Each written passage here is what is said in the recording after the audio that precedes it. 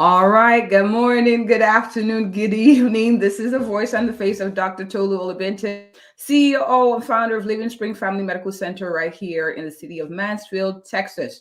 I'm so excited to be here with you today as we talk about topics that improve your quality and quantity of life because we believe that it is important not just to live long, but to live well. So I'm excited to have the awesome Dr. Alicia Shelly with us today. Yay! Awesome, awesome. And I'm going to get right to it. Dr. Shelley, thank you so much for being here. Please kindly introduce yourself to our listeners. Who are you and what do you do? Yes. Thank you so very much for having me here. I'm so excited to sit and talk to you about weight regain. So I am a board certified internal medicine, obesity medicine physician. I've been working in the field of primary care and obesity medicine for the last 8 years. I actually practice outside of Atlanta, in Douglasville, Georgia, in our Centers of Best Health. And then also I have a local, a podcast, not necessarily local, you get it anywhere, where we talk about back on track, overcoming weight regain. So that's our focus, to focusing on how not only do have when people lose weight, but when we regain it, how to get back on track. Because we all know that with weight regain, it can be very overwhelming. It can be very discouraging. There's a lot of shame. And so I help people with being able to get back on track with their weight loss journey. Also, I am part of, I also hold different 5-minute health nuggets. And then also I do a online course. So I'm all about helping people with getting to their best self. I like what you do, Doc, and I like your energy. Awesome, awesome, awesome. Now people are wondering, like, well, Doc, how did you get here? Why do you do what you do? Kindly share with us. Oh yeah. So it's so funny. When I was a little kid and I said, hey, I want to be a doctor, it was not to be a primary care obesity doctor. Not at all. In fact, I think I wanted to be an obstetrician gynecologist. I wanted to deliver babies. But it's so funny how life changes and you change with it. All my life, I've struggled with weight as a child, as a teenager, as an adult, young adult. It's always been something I've had to focus on. Turns out genetically, our family just tends to be heavy set than others.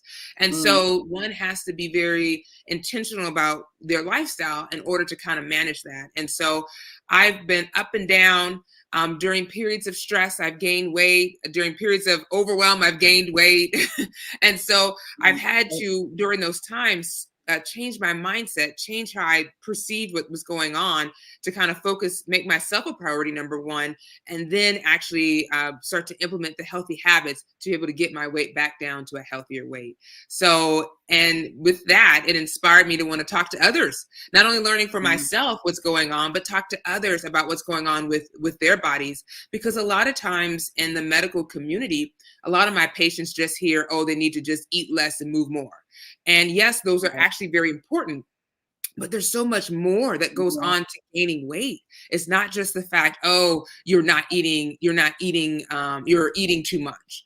A lot of times what we found is that what causes people to gain weight is it could be genetic, like myself. It could be the certain medications you're on, like steroids. Sometimes even certain psychiatric medications can cause you to gain weight. Sometimes it can be as simple as a thyroid disorder that can cause you to have more issues. So there's multiple things that contribute to us gaining weight. And as a medical community, we need to, number one, be educated about it, but then number two, have that compassion when we see our patients. I think several times a month, I have a patient come in, we're talking about their blood pressure. I don't bring up their weight, but they bring it up. They're like, yeah, I know I need to lose weight. No one said anything about their weight. We're talking about changing healthy habits, changing changing your what you're eating, having less salt. You're the one that has that on your mind. So it's very interesting that we've kind of brainwashed people that to think this way. But we're trying to change that course. We're trying to have people to think more about what are their healthy habits they can implement so that they can have a better lifestyle. And I like that, you chose to do what you do because you can relate to it. And so it makes you more, I think people who tend to listen more to you because you can relate to some of their struggles, some of their challenges. So that's big. Thank you for sharing that. So let's get right to it. What are your tips on preventing weight regain? You've already alluded to some of it before, but I want if you could give us like maybe 3 or 4 easy, actionable steps that we can take from this live. What are those tips? Yeah. So I would say the first thing is once you get to your goal weight, you just can't stop. So number one, don't stop. Don't stop what you're Don't doing. stop. A lot of people, they feel good, they're exercising, they're eating right, and they're like, oh yeah, I got this, and then they take their head off the ball, or they take their mind off the ball. All right. It's Super Bowl weekend, everybody, so we're gonna have some football references. So I'm from Atlanta, so we will discuss, and it hurts my heart to say this, that in the Super Bowl, when we were playing Tom Brady's many moons ago, we were up halftime and we're feeling good, but between third quarter and fourth quarter we took our eyes off the ball, and Tom Brady came back and beat us for that Super Bowl. And so the same with our weight loss. Just because we're continuing to do what we're doing, we just can't stop. We have to keep going. There is a national registry that looked over at 10,000 people who have lost 30 pounds and maintained it. And the one thing they said is that people, number one, kept a food log. So if you're keeping a food log going, you need to write it down. And you may think, I don't have time to write it down. Yes, you do. You can use your phone. You can use MyFitnessPal. You can use Lose It. You can use Noom. You can use all these things. Or you can keep a book, whatever it is you want to do. But to write what you're eating down. Why is that important? Number one, it allows you to be mindful of what you're eating. You have to ask yourself, do I really need this cookie? Am I really, because I don't know about you, but my colleagues love me, and they love me so much that they bring in pizza. They bring in cookies because they said, you know what? I really appreciate what you do. And I want to show you the food. Doesn't that happen to you? A lot. It happens. And I appreciate it. And I say, thank you so much. But you know what? I need to eat this salad that I brought because I know if I eat these pizzas, it's a slippery slope for me. And I'm going to be like, well, I ate the pizza. Let me go on over here and go to Chipotle and get myself a burrito. It's just, for me, it's a temptation. And so when we write it down, we ask ourselves, do we really want to eat that pizza? And I say pizza because that was my temptation this week. Do we really want to eat that pizza? Or do we really want to eat this salad? Because number one, I have a goal. Not only am I trying to lose weight, I want to maintain the weight that I brought. And number two, if I do decide to eat that pizza, then guess what? I'm not going to Chipotle and get that burrito. I'm going to make sure I have my salad so I can balance it out. So it helps you to be able to have that balance and to have that flexibility when all of a sudden somebody does bring something you like. You may eat it, but it's not the end of the world. You don't have to have a cleansing of it. You just say, hey, look, I ate this for lunch. Well, for dinner, I'm going to eat something else that's a little bit lighter. So you balance it out. So it helps you to be mindful. So I know you told me 2 or 3, and I probably put a lot in there, but let's say number one, don't stop. Number two, keep being mindful. Write it down. Number 3, my last is to stay active, stay physically active. So they've done studies to look at how to prevent weight regain. And what they found is when people are exercising 250 to 300 minutes per week, they're able to maintain their exercise. So you can't, number one, don't stop. Number 2, write it down. Number 3, stay active. Wow, those are powerful. Stay active. An object in motion likely is going to stay in motion. Remains in motion. Yes. It's proven time and time again. There's no way to excuse one out of it. And in fact, the older one gets, the more you need to stay active to remain active. So please, I know it sounds redundant. It sounds like we're hearing this over and over again, but please stay active, stay active, stay active. All right, next question. How about holiday times? I know that we just came over the Thanksgiving holiday and the Christmas holiday and the New Year, but even discussing like celebrating seasons in life, an anniversary or, a birthday party. And is it possible to avoid weight gain and still enjoy those seasons in life? Yes, you really can. And I know people may be thinking, well, I didn't do it for Thanksgiving and Christmas, but and it's okay. The funny thing is, on average, people gain 5 to 10 pounds during the holidays. And a lot of times where I see where it's a problem is because we think of the holidays as this continuum. But technically, there's one meal for Thanksgiving and there's one meal for Christmas. But for some reason, in between there, we just give ourselves grace and be like, well, these holiday cookies are so good. These candy canes are so good. Oh, I need to have these snacks and for my kids and my grandkids that are coming. We make all these allowances that allow us to kind of keep going. It's so funny. I had a patient just yesterday. And so she came in, she's like, look, doc, I lost 54 pounds in 6 months. And she was like, look, and she showed, and then we went through the chart. I'm like, yes, you did. Congratulations. And she's like, during holidays, I just had to let myself have those cookies. I just had to let it go. But interestingly enough, she continued her exercise and it balanced it out. So even though she didn't lose weight for the holidays, she didn't gain it either, or maybe 0.4. That's big. It's big. It's big. So you can still enjoy what you're eating, but you have to have that balance. And how do you have that? Number one, stay active. Stay active. The one thing my patient did was she was still active. She had implemented, what helped her lose weight was she implemented a walking strategy where she was walking. She didn't do anything fancy. She wasn't going to the gym. She wasn't pumping weights. All she was doing was she was walking and she was being consistent. All right, 2 other gems. Be consistent with your exercise program, whatever you decide. And the other thing, and how you be consistent, is you schedule it. You put it in your schedule. Stephen Covey once said that it's not enough for you just to prioritize your schedule, but schedule your priorities. So write it down, put it in the schedule.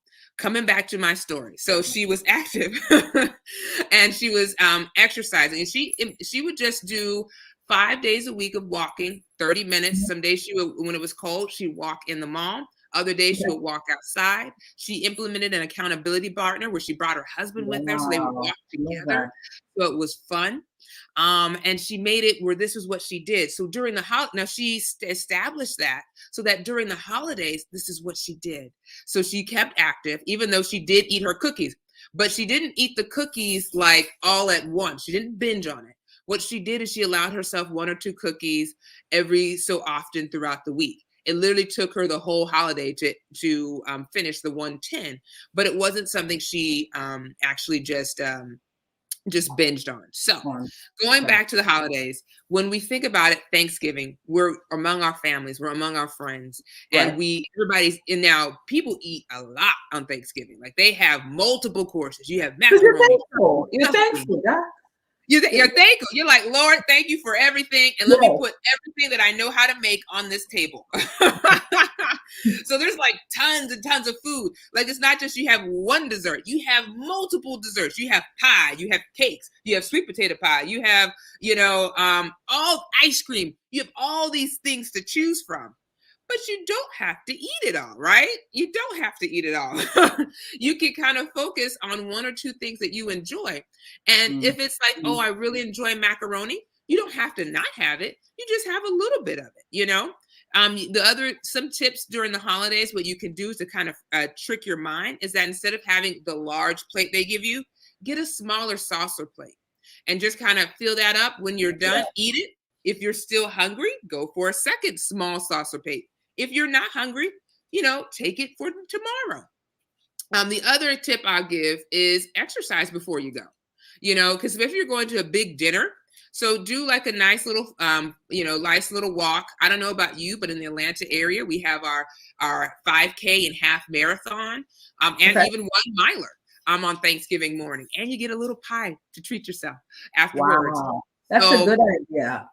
Yeah. And it's something so quick. It's before you get up. I mean, it's literally, we start at 7. I actually do the half marathon and it helps me because I'm not as hungry for lunch because I've been exercising that morning, and it gives you that guilt free where you're not like, oh my gosh, I'm going into this dinner. It's going to be horrible. I'm going to eat too much. I'm going to get off my diet. The third thing I'll say is your mindset and how you approach it. If you approach the holidays with like, oh, this is going to be horrible, I'm going to gain weight, it's not going to work out, it's probably going to happen. But if you say to yourself, hey, look, I'm going to enjoy my family. I'm going to eat more veggies, have a little bit of the starches, have my protein, and just enjoy the experience. you'll find that this one meal is not going to make or break you. Why? Because then tomorrow you're going to get back on track. So those would be my tips on how to survive the holiday.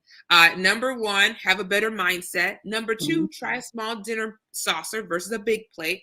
Mhm. Number three, come with the make sure that you have more veggies than you do have the starches on there. And then number four, get back on track the next day. Exercise. You can exercise beforehand and not let that be the end or the make or break you. I like the exercise before. I haven't Mhm. thought that. That's a very good idea. I like that. Now, next question: how do you encourage patients in their relationship with their scales? Yeah. So sometimes that scale could be the end of all, could be just Wow. this nemesis that you're trying to fight. And so I know for me and my scale, I actually weigh myself once a week on Sundays, and I weigh myself all in the nude bare. And I literally get on the scale. I don't trust it. I get on it 3 times and take the average of the three. Like I don't know if this is right. And it's so Liar! Liar! a liar, I know. And sometimes it is. It makes me a liar. Like the first time I get on, I'm like, wow, I Oh weighed my that much. God. Let me try it again. Let me try it again. And then it's a little bit smaller. And then I'm like, okay, we need one more just to balance it out. So you don't necessarily have to go through that detail. But what I say is there's so much more to weight loss than just the fact of how much you weigh. In fact, and I always recommend looking at your outcomes more than just the number on the scale. You can actually look at how you feel, the energy that you have, where you are. You can also measure yourself. As far as taking your measurements once a month to see the change. And actually, that's one way how to stay motivated because you're seeing a change. A lot of times when I talk to my patients, they'll tell me like, "Oh, I just kind of lose motivation." And I ask them, "What's the biggest thing that causes you to lose motivation?" And they say, "I don't see the scale moving." And a lot Mm. of times you may not see the scale moving. In our minds, we want to lose like 5 to 10 pounds every week. But in actuality, we may lose a couple of pounds first week.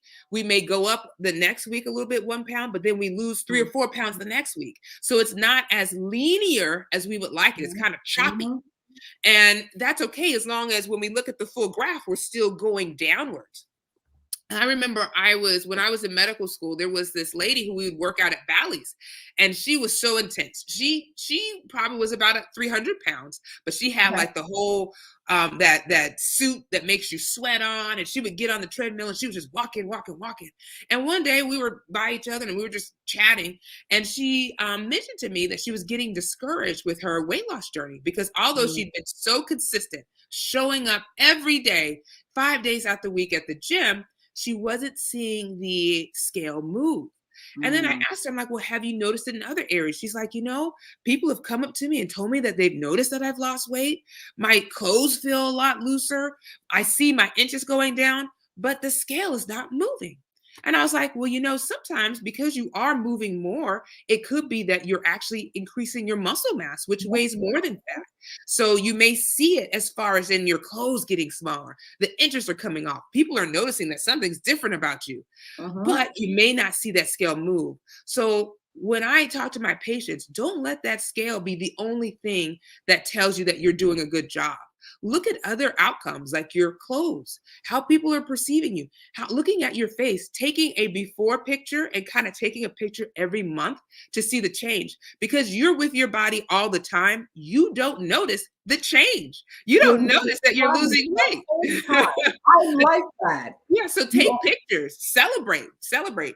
And one other thing I would say to stay motivated with your weight loss, have non-eating rewards. So having outcomes like, hey, I got into this new dress, let me go get a massage. So have ways to reward yourself and congratulate yourself on a job well done. Because every single pound counts, every single inch counts. So we all celebrate the wins. I love that. Reward yourself with non-food items for a job well done. Give yourself like a high five. You know what I'm saying? Like, high five in different ways. A massage, go out to the movies. Don't eat too much popcorn. Different ways to reward yourself and celebrate those wins. A lot of these things sound like, celebrating wins used to sound like, oh yeah, sure, you're supposed to do that. But it's amazing how much you energize yourself and you rewire your brain to help you in your weight loss goals when you do that. Yes, yes. Got to celebrate your wins, Doc. Thank you so It's much. so important because it's all about that mindset. And sometimes we're our worst critics. We Mhm. beat ourselves up. We tell us these negative thoughts that we're never going to do this. We're not going to lose weight, or we're going to gain it back. When actuality, we got to give ourselves some self-compassion. We have to show self-compassion and encourage ourselves. Mhm. I like that. So you already started answering the next questions. What Okay. mindsets have helped you on your health and weight journey? So you said self-compassion is one, learning to be gracious to yourself. But what other mindsets have helped you in your weight loss journey? So I have power thoughts. And power thoughts are basically sayings, affirmations that help us when times get rough. I'm going to be honest with you. And I didn't mention this, but I'm currently training for an Ironman, which it consists, for those who are not familiar, it's a triathlon. So it consists of a swimming portion, a bicycling portion, and a running portion. Wow. I've done a super sprint triathlon this summer. So I've never done anything like this before. And so Wow. it's taking me out of my comfort zone. And the one thing I realized is that I do not particularly care for swimming, especially in a pool. And the reason being is that I get bored. Where should you swim?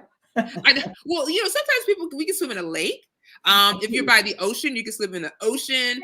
But I have some phobias about ocean swimming. So I don't have an ocean near me, so it doesn't happen. But I've swam in a lake, and my phobias were a little bit better because I'm like, nothing's gonna get me. I'm not gonna see a crocodile or anything, so we're good. But but Oh my gosh. during the winter though, it's pool swimming, so you're going back and forth, and I get bored. I'm like, my mind is going. I'm like, when is this over? How can I get here? And so because I don't particularly care for it, it takes all the power thoughts in me to get me to that pool. Wow. I have to tell myself, girl, you can do hard things. You got this. I have to look at what my vision is, which is crossing the Ironman. Now, I'm not trying to beat any records with this Ironman. I just need to cross the finish before time expires. That's my goal. So I think they're giving us 16 hours. If I'm 15 hours and 59 seconds, that's my goal.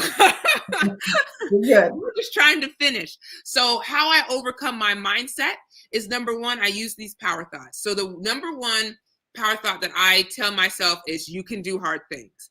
And when it comes to the swimming, I'm like, you can do hard things, get in this pool and go swim.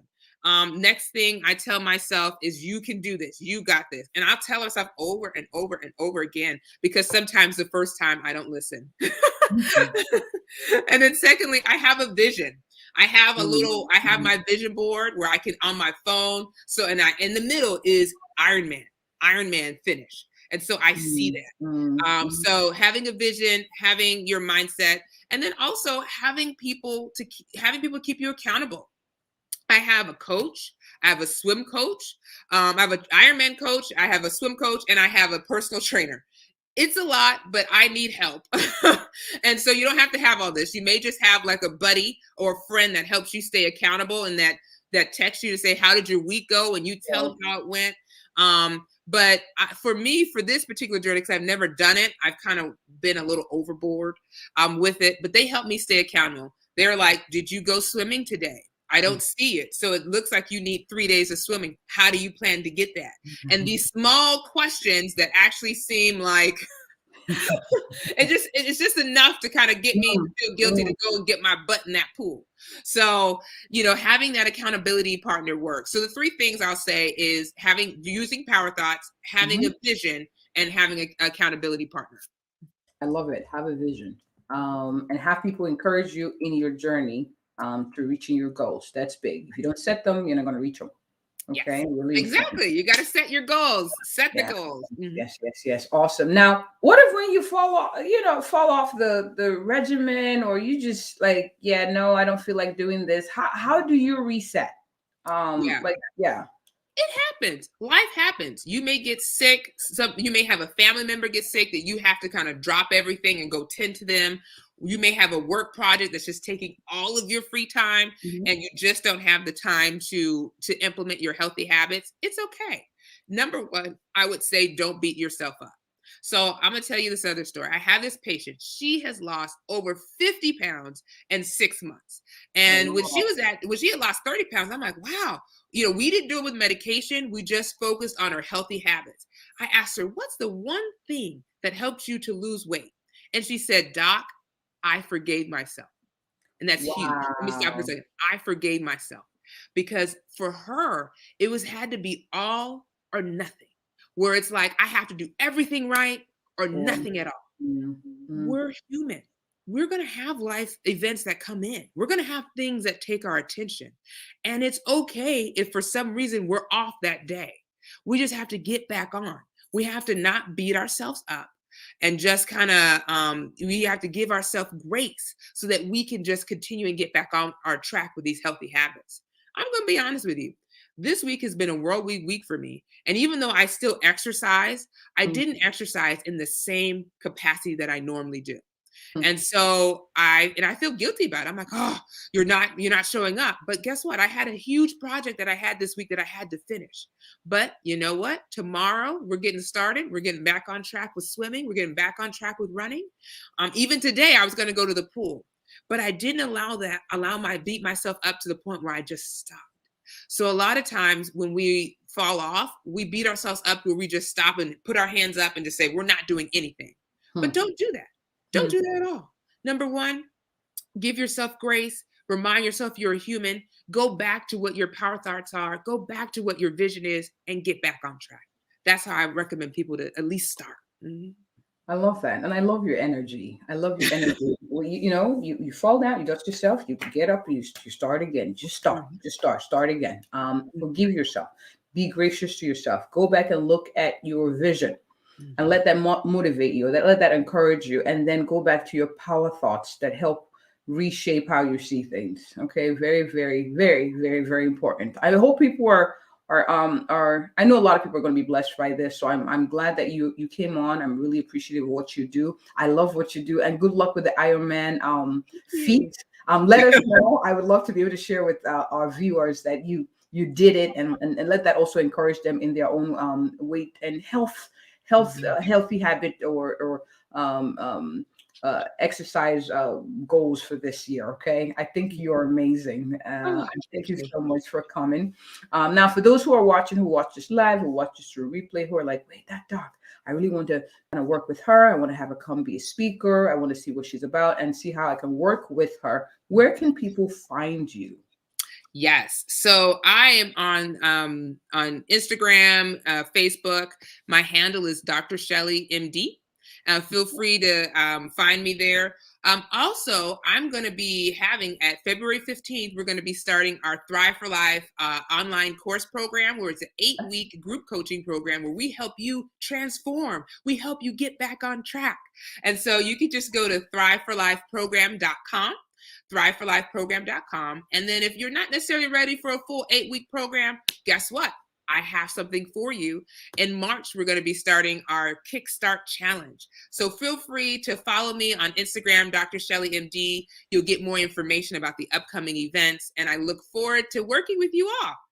Awesome. Thank you so much, Dr. Shelly. I appreciate you coming. And what I'm going to do is after the live, I will post information on how people can reach out to you on YouTube, as well as on the Facebook group, and tag you as well. Okay. Thank you so much. All right. My pleasure. Thank you all for watching. Those who are watching this replay or live, thank you for coming. I appreciate you stopping by this Saturday morning, depending on when you watch this or replay. Now, if you or anyone you know is looking for a family physician that's passionate, that's thorough, and that's caring here in the Mansfield, Texas area, I am she. Thank you for joining and have a good one. Bye.